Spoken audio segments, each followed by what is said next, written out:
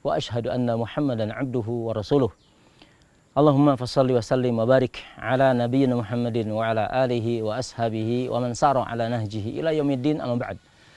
Para pemirsa Bina TV yang dirahmati Allah Subhanahu wa taala, sambil menikmati pemandangan di suasana sore hari ini di hari kelima di bulan Ramadan 1442 Hijriah, berharap dan berdoa semoga pemirsa Bina TV, keluarga semua dalam keadaan sehat walafiat, dan insya Allah Allah Subhanahu wa taala senantiasa melimpahkan kepada kita rahmat, taufik dan hidayahnya di bulan yang penuh dengan kemuliaan, bulan yang penuh dengan keberkahan. Semoga setiap hari, setiap saat Allah memberikan keberkahan kepada kita semua dan semua aktivitas. Allahumma amin.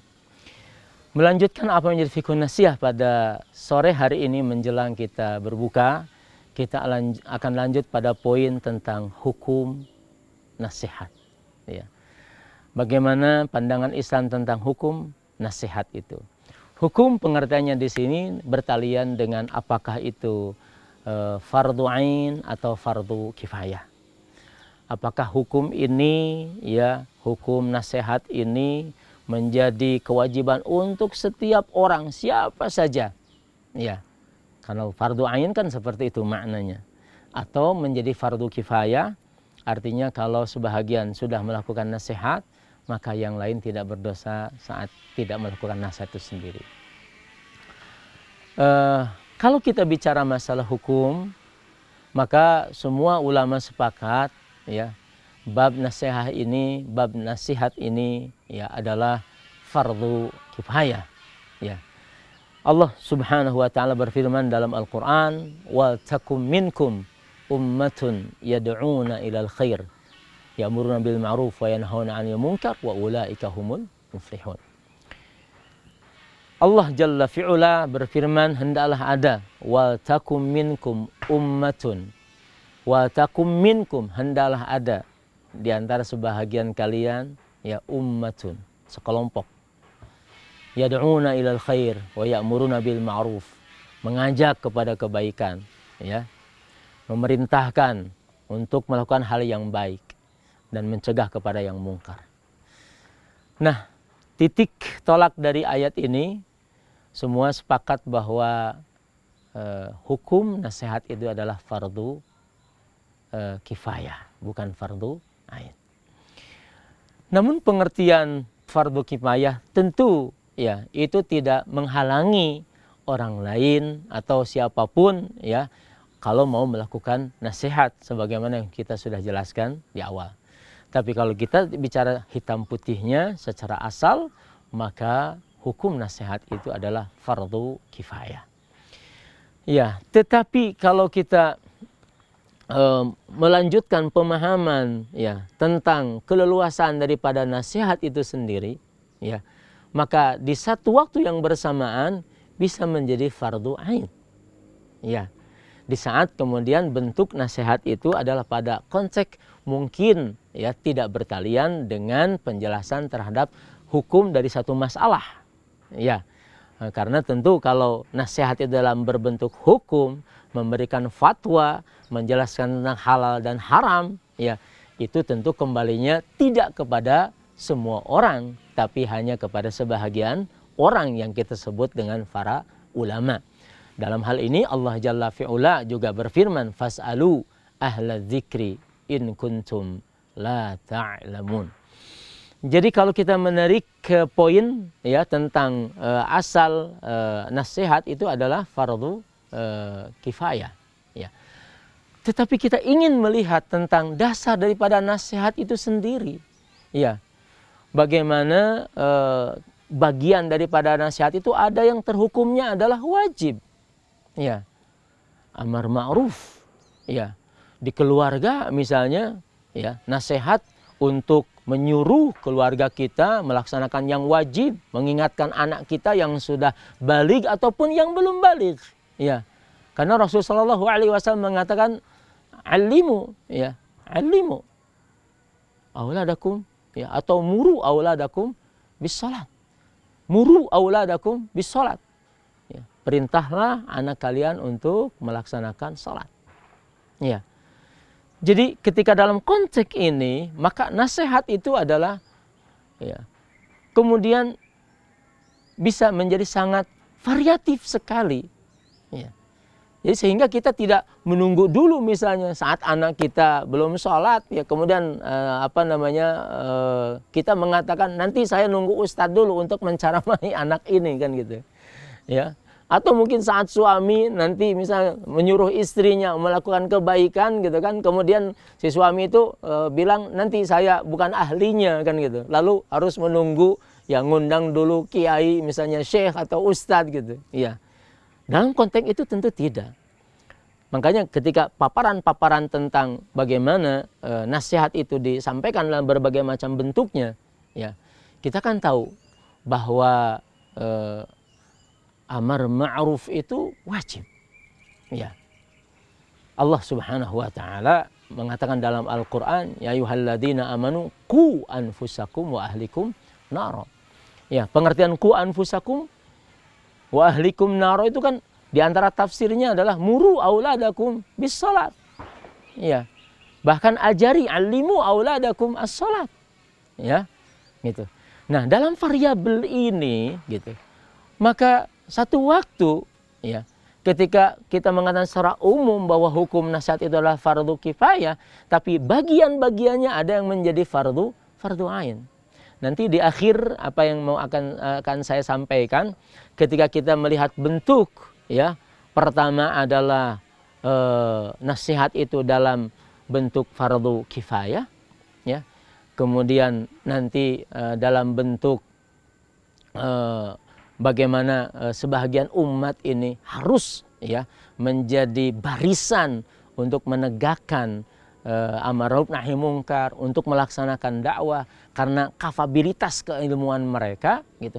Kemudian yang ketiga adalah bahwa ada fardu ain saat ya kemudian kemungkaran itu sudah dominan sekali, tidak melihat waktu, tidak melihat tempat, tidak melihat orang, semua yang kecil, yang besar, yang tua, yang muda, perempuan, laki, siapapun melakukan maksiat, kemungkaran, maka saat itu ya nasihat itu dengan bagian-bagian yang lainnya menjadi fardu ain. Gitu. Nah, kita kembali para pemirsa Bina TV yang dirahmati Allah Subhanahu wa taala, ketika dalam sekup bahwa nasihat menjadi fardu kifayah. Ya. Kita melihat keutamaan daripada nasihat itu sendiri, serta kehinaan ketika disia-siakannya nasihat ini, tidak mendapatkan porsi, tidak mendapatkan tempat. Ya. Ingat ya bahwa salahu al-ibad, ya baiknya manusia ini ya tergantung porsi bagaimana mereka mendapatkan nasihat. Ya. Kita yakin seyakin-yakinnya hajatul bashar ila nasiha ya itu a'zam, kebutuhan manusia terhadap nasihat itu lebih besar daripada kebutuhan manusia terhadap hal apapun juga. Ya, karena kebahagiaan tidak bisa diukur kecuali bahwa hati ini tahu tentang yang baik. Karena dengan yang baik itu kemudian yastarihu wa yaskunul qalb. Hati menjadi tenang, hati menjadi nyaman. Ya. Dan kebaikan itu tidak akan muncul kecuali dengan masifnya bagaimana kebaikan itu disemai, ditabur, ya, disosialisasikan, dimedsoskan, ditebar, ya, disampaikan, didengungkan. Al khair itu ya'um. Kebaikan itu harus menjadi mayoritas. Ya. Nah, ketika ini ada ya, maka situasinya adalah menjadi fardu kifayah. Ya. Saat insya Allah kebaikan masih dominan, ya, kebenaran menjadi dominan, semua azan berkumandang di mana-mana, orang membaca Al-Quran dan lain sebagainya. Ya, ini dalam konteks ini secara umum maka bentuknya menjadi fardu kifayah. Ya, namun jangan lupa ya bahwa ketika kita mengenal fardu kifayah secara umum itu tidak kemudian menjadi jatuh hukumnya saat kita berada di satu tempat bersama orang-orang yang harus kita amar ma'ruf dan nahi mungkar, lalu kita berdalih ini fardu kifayah. Ya. ini kewajiban dai, kewajiban ulama. Ya, sembari bahwa di saat seperti itu di saat kayak seperti itu kita belum punya waktu, nggak punya waktu untuk mendatangkan ulama, untuk mendatangkan siapapun. Tapi kita bisa, saat itu harus kita jelaskan. Ini tentang pemaknaan daripada fardu kifayah, konteksnya bagaimana nasihat itu harus disampaikan. Ya. Salah seorang ulama mengatakan bahwa merupakan sebuah ketercelaan gitu, sangat tercela, sangat hina. Ya. Di saat pengabaian kita yang seharusnya kita memberikan nasihat, kita tidak memberikan nasihat. Ya. Ya, maka pengertian fardu kifayah itu sendiri adalah tentu harus dengan pemahaman yang menyeluruh. Ya, kita tidak mengatakan fardu kifayah di saat kita mampu kemudian melakukan hal mengajak orang untuk baik dan melarang untuk mungkar, kita mampu kemudian kita tinggalkan dengan dalih fardu kifayah, itu tidak bisa. Tetap kita harus melakukan. Ya. Nah, bagian yang kedua bahwa pengertian fardu kifayah ini adalah saat bahwa masalah-masalah yang disampaikan itu tidak kemudian menjadi kemampuan semua orang. Ya, tadi sudah dijelaskan sedikit ya bahwa di situ kapasitasnya adalah kapasitas ahlu dzikri. Kapasitasnya adalah al-ulama warasatul anbiya. Kapasitasnya adalah para pemberi fatwa. Kapasitasnya adalah para ahlul ijtihad. Kapasitasnya adalah orang-orang yang mendalami hukum agama, yang tidak setiap orang bisa berbicara dalam poin itu. Maka di sini lebih spesifikasi adalah fardu kifayah. Ya. Umat misalnya jangan dibingungkan dengan berbagai macam fatwa. Kalau memang pemberi fatwa itu dari satu yang lain, yang satu adalah kafabel, kredibel, yang satu misalnya mohon maaf asbun, asal bunyi. Ya, tidak boleh. Ya. Bahwa Nabi SAW mengatakan innal anbiya ya lam yuwarrithu dinaran wala dirhaman walakinnahum warathu al-ilm ya wa al-ulama warathatu al-anbiya. Jadi ketika saat seperti itu maka tidak semua orang bisa bicara. Ya. Tidak bisa bicara. Ya. Rasulullah SAW mengatakan idza wussidal amru ila ghairi ahlihi fantadhiri as-sa'ah. Ya. Al-Qur'an mengatakan fas'alu ahla dzikri in kuntum la ta'lamun. Ya. Jadi dalam konteks yang kedua ya, kita tidak bisa nanya sembarang urusan agama yang bertalian dengan hukum, yang bertalian dengan akidah, tauhid ya, kecuali kepada orang yang memang faham tentang apa yang menjadi ilmu tersebut. Ya. Sehingga sekali lagi umat tidak terombang-ambing ya karena ada orang-orang yang tidak punya kapasitas untuk berfatwa, tidak punya kapasitas untuk berijtihad, tidak punya kapasitas untuk menjelaskan hukum, kemudian dia berbicara ala ghairi ilmin ya, tanpa adanya ilmu. Allah Subhanahu wa taala mencela wala taqfu ma laisa laka bihi ilmun innas sam'a wal basara wal fuada kullu ulaika kana anhu mas'ula. Jangan pernah kita berbicara tanpa ada ilmunya. Gitu. Nah, di poin yang kedua ini maka fardu kifayahnya lebih jelas lagi. Ya, ada bagian-bagian dari agama yang menjadi prinsip hukum dan usul, tidak semua orang bisa berbicara dan kita harus menyerahkan kepada mereka. Ya. Kemudian yang ketiga, para pemirsa Al-Bina TV yang dirahmati Allah Subhanahu wa taala, nasihat itu adalah bisa jatuhnya menjadi fardu ainin ala kulli muslim. Ya.